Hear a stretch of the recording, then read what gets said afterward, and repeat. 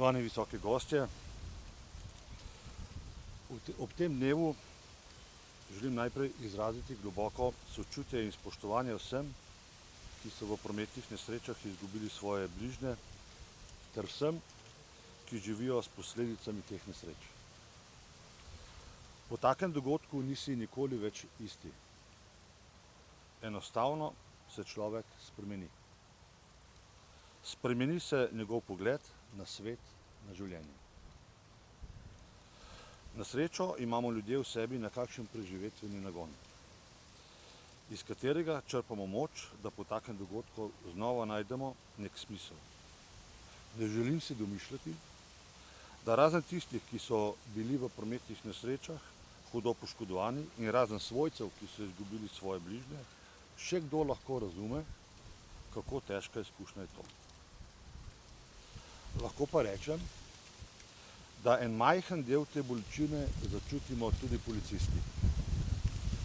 Smo tisti, ki smo prvi na kraju prometne nesreče, ki te nesreče obravnavamo in ki na koncu težko novico osebno sporočimo svojcem.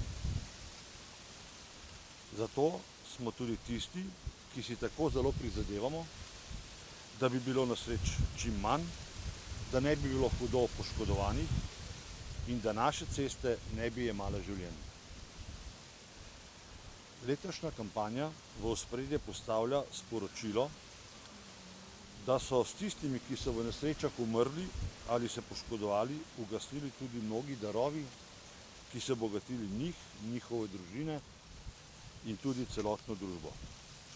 To je pomembno sporočilo, ki nam pomaga, da ob nesebičnih statističnih podatkih vidimo obraze teh ljudi, njihove zgodbe in resničen obseg izgube, ki je prizadela širši krog prijateljev in svojcev.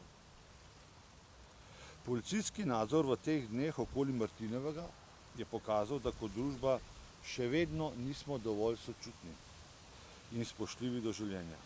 Namreč, veliko voznikov je vozilo pod vplivom alkohola in odvzetih je bilo tudi veliko vozniških dovoljenj.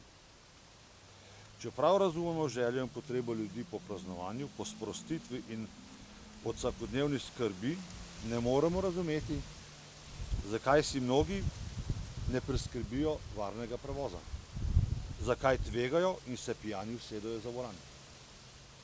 Čeprav smo v zadnjih desetletjih uspeli zmanjšati število smrtnih žrtev in hudo poškodovanih na naših cestah, še vedno trdim, da je vsaka žrtev, vsako uničeno življenje zaradi prometne nesreče nesmiselna tragedija, ki bi jo lahko preprečili.